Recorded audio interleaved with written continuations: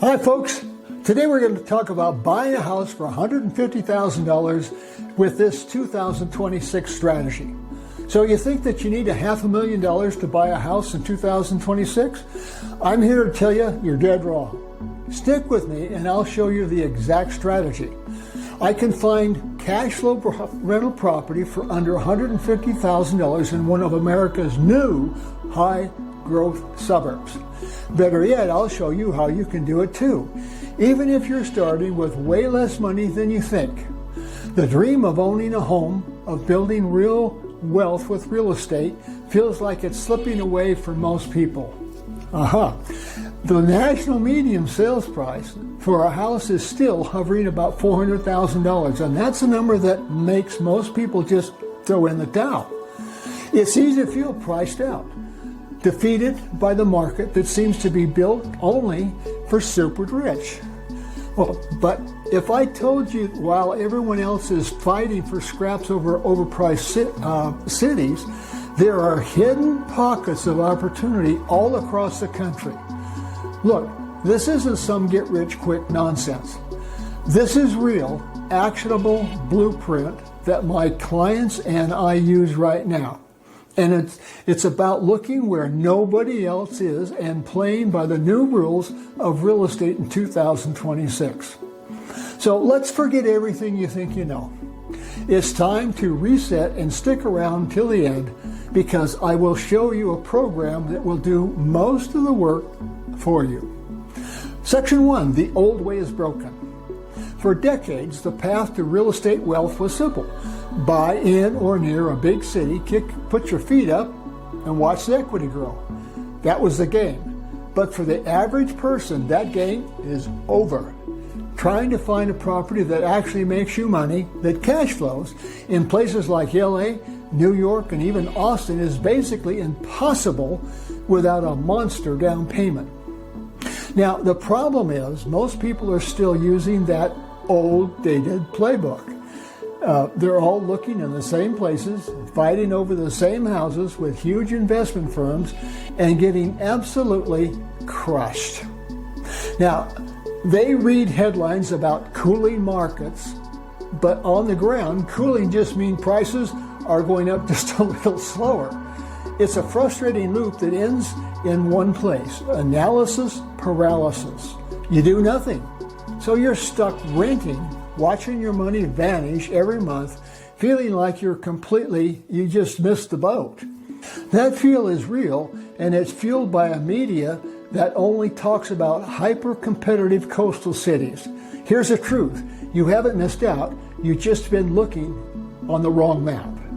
The key to this whole strategy is one fundamental shift. Instead of chasing appreciation in markets where you can't afford to play, we're going to focus on one thing: immediate cash flow. Cash flow is the engine of the real estate portfolio. It's what pays the mortgage, covers the bills, and puts money in your pocket every single month, all while your tenant is paying down your loan and building you wealth. And the places to find the cash flow? They've changed as well. Section 2, the new gold mine, high growth suburbs. Now, the new real estate gold mine isn't downtown. It's in the suburbs. But not just any suburbs. I call them high growth suburbs, and they're quietly booming in the Midwest and in the Sun Belt. Think about the massive shifts we've all lived through. Remote work has freed millions of people from needing to live in expensive city centers. They're fleeing high-tax states for affordability, more space, and a better quality of life. The huge migration is creating an incredible demand for rental housing in communities that were totally overlooked just a few years ago. And these aren't sleepy, forgotten towns. We're talking about places with solid growth, jobs market growing, healthcare, logistics, and tech available. They've got good schools and new infrastructure, and they offer quality of life that's attracting families and young professionals like a magnet.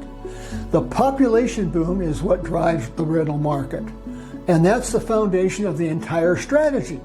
While the big money investors are battling over major cities, we can swoop in and find amazing deals with less competition.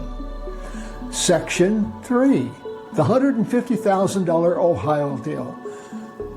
Let me make this real for you. I want to walk you through a deal I just helped a client close in Columbus, Ohio.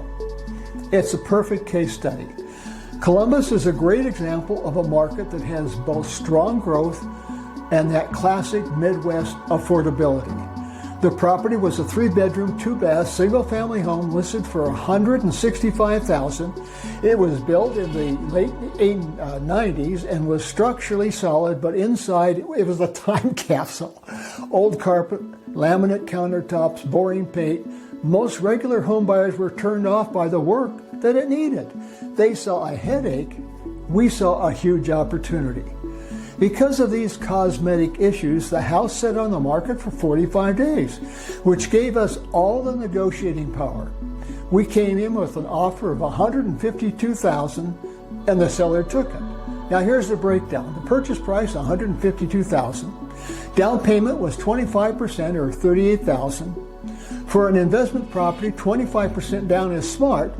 It usually gets you a better rate and makes the deal a safer one. Also, closing costs were about $4,000. Initial repairs, we budgeted $8,000 for new paint, durable LVP flooring, and reglazing the countertops and tubs. Now, these are high-impact, low-cost fixes. The cash out of pocket was roughly $50,000. Now for the fun part, the returns.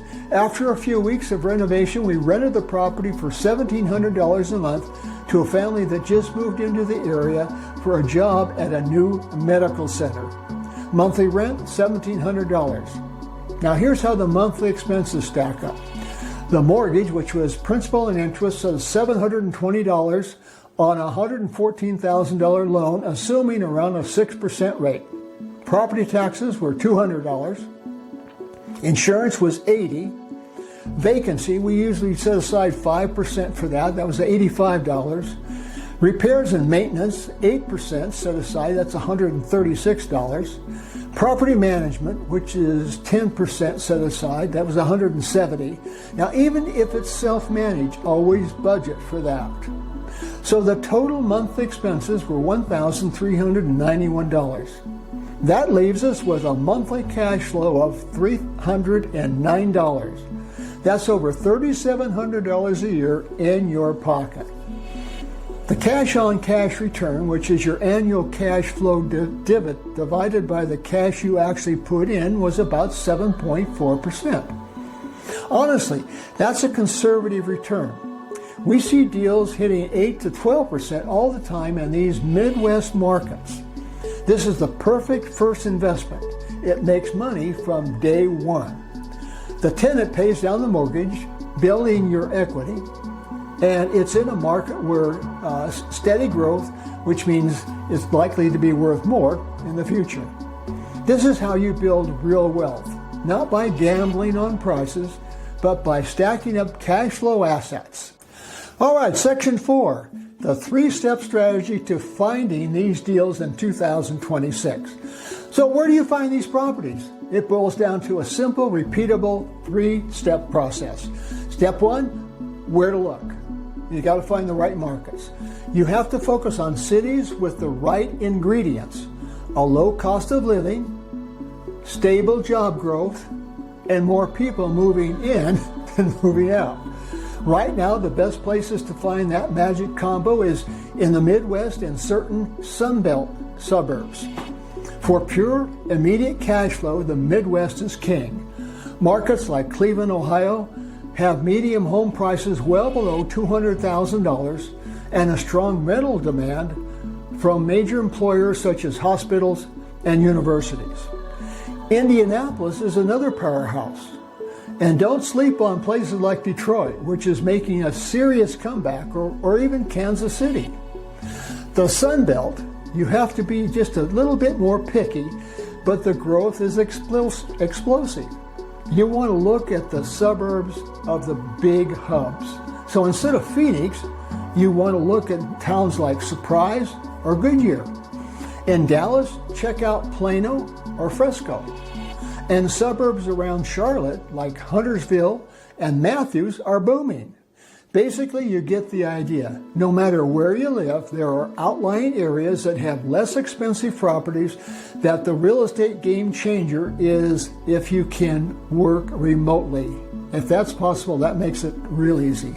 Also, smart investors buy properties in other states that offer great prices and have them managed. Step number 2, what to look for: the right property. In these markets, you're hunting for what we call Class B homes.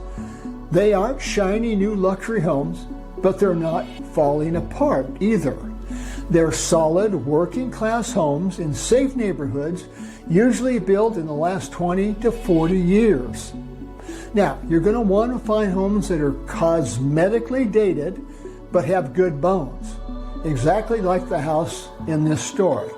Now, these properties scare away emotional buyers, but are an investor's dream.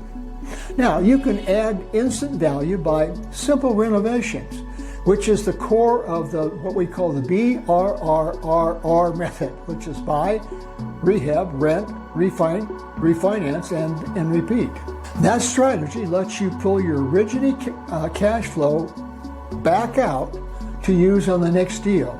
Always target homes near job hubs, such as medical centers or universities, to ensure a steady stream of high-quality rentals. Now, by the way, if you're getting value from this and starting to see how this could actually work for you, do me a favor and hit the subscribe button. I drop videos like this every single week, breaking down the exact strategies for building wealth in real estate. And if you're on a budget, this works out just great. You won't want to miss what comes next. Let's go to step number 3, how to analyze the deal, the right numbers. Now, this is where so many people crash and burn. You have to analyze a deal with your calculator, not your feelings. The only thing that matters is cash flow. A property has to make you money from day one. Every single one of the expenses paid. Now, when you run the numbers, you have to account for PITI, principal, interest, tax, and insurance, but don't stop there. You must factor in vacancy. I use 5 to 8%, repairs and maintenance, 8 to 10%, and property management, 8 to 10%. This is how you make sure your deal works in the real world, not just on a spreadsheet. So stay tuned for the app that does all the work that'll be in the description area. Now, your goal should be a cash-on-cash return at least at 8%. In markets like Cleveland and Birmingham, plenty of investors are hitting double digits. And be fanatic about checking local property taxes, because they can go up and down. They can be really crazy. Texas, for example, has notorious high property taxes that you have to account for. If you stay disciplined with the numbers, you can take all the guesswork out of the investing. Section 5, advanced tactics and risk mitigation. Now, once you've nailed down the basics, you can start layering some advanced moves. In some of these suburbs with tourism, you can try a hybrid rental model. Rent to the travel nurse for 3 months and then list it on Airbnb during the season when you've got seasonal rentals. Now, as you grow, diversification is your best friend. Don't put all your eggs in one basket.